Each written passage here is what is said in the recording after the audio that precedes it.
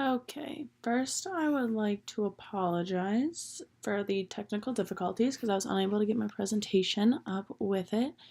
However, my name is Alex Hoxadler, and this is my ethical issue case study. For the purpose of this case study, I renamed it XYZ Company and a Lack of Diversity. So I have the presentation on the side, but I'll attach that for you guys. So, just as a background of the company, it's the company that I've worked for a while. It's a company which is a non-for-profit.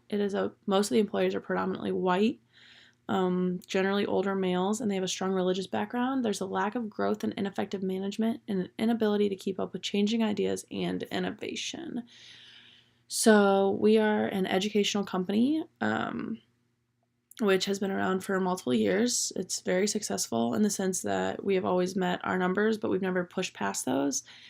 And there's a lack of creativity and growth to push past those. So, the ethical issue, there is a job available, and I work in one of the departments for the company, and there's a job available in one of the departments. And so, there's the underlying employees, and we're there, but from the administrative side, and anyone who has any power in the decision making are all older white men. And there's been a position open for about 3 months. There's been a temp working this position currently, and there are applicants around 20. We hired one, and we've hired a second one, and those were both, the first one didn't work out, and they have both been white men. And we have not interviewed any of the women who have applied or any minorities, which may not be for any real reason. They might be underqualified. However, it doesn't seem like that to some of the employees who have been working there.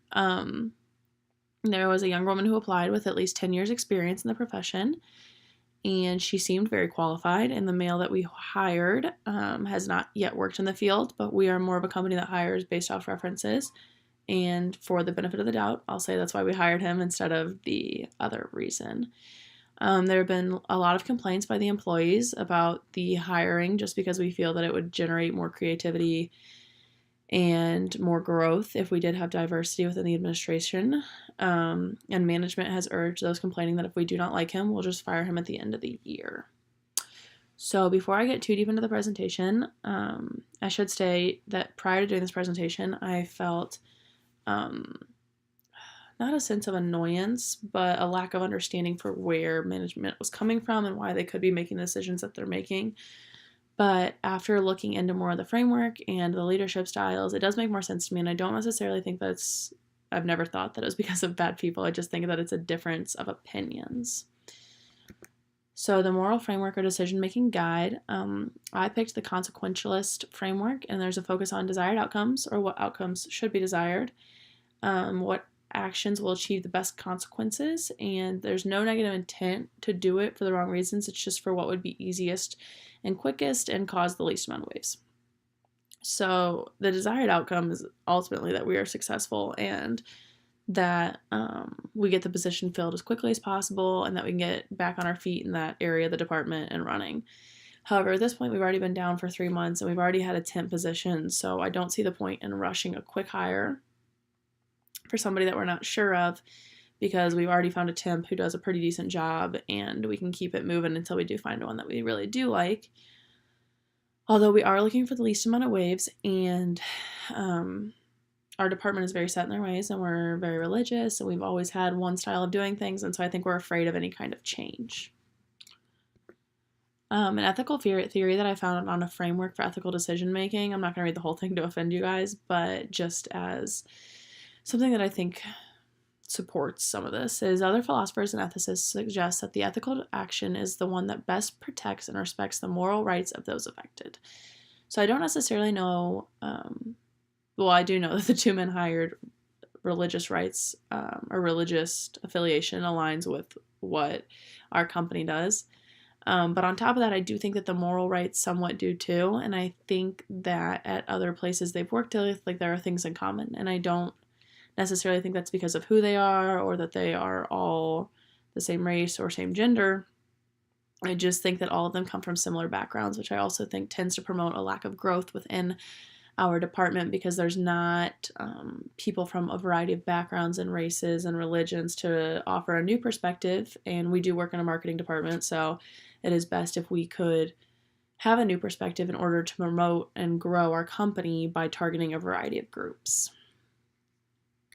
And to back up, we aren't a company that is targeted at religious-based people. We're just a company that tends to hire the same religious-based. So one thing that I noticed with leadership versus management is that in our administrative positions, we do have a lot of managers and not necessarily leaders. And I think it's important to note the difference that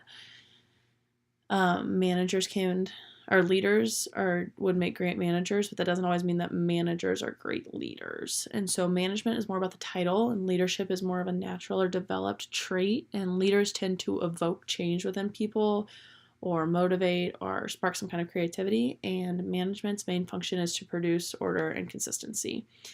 And it's all about the title and, the title on the front, or the door deck on the front of the door, those kind of things. And so I do think that our best leaders within our company actually tend to be some of our employees.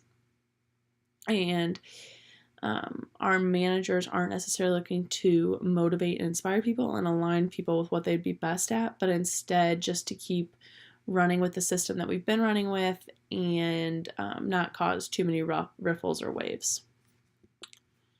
So one thing that I went back and looked at was our discussion 2 forum with the resident leadership, because I do think that some of our managers are resident leaders, which might sound like it contradicts what I last said, but I don't necessarily think they're not leaders. They're just not the current leaders that we need. And our current management currently values communication, achievement, and personal development, and it would be more desirable for them to value integrity, compassion, and creativity. So what I mean by that is that our current management, although they do communicate well, which is very noteworthy and commendable, they are valuing achievement, which is the end goal, and personal development. Like, how can I take a next step up to the next position? It'd be best if they could, right now, value integrity, compassion, and creativity. I think that they do not value integrity or compassion for this simple fact that we are hiring someone with the intent that if they don't do well within 6 months, we're just going to fire them. And we're going into that with very high expectations of this person. I don't think it's compassionate to that person. I don't think it's compassionate to the other employees that we're going to have to work with someone that we're a little uneasy about. And I don't think that it shows compassion or integrity to other applicants that we're not giving a chance. I don't think that we value creativity, because if we did, I think that we would be looking for ways to evoke more creativity within our marketing department and keep the company growing. But instead, we are looking for just easy way to do things that we've always known how. My recommendations are, at this point, the company has been operating without someone in this position for a decent amount of time. I'm not saying that necessarily has to be a female or minority. However, it would be nice to bring a new perspective, and if enough leader-type employees, which I said before, were to say something, there could be a change. In conclusion, management is not doing this because they're bad people, contrary to what I went in before thinking. It's because it's what they know and what's quickest and easiest for them, and it will take the leaders in the company to inspire change. And these are just my references. Thank you.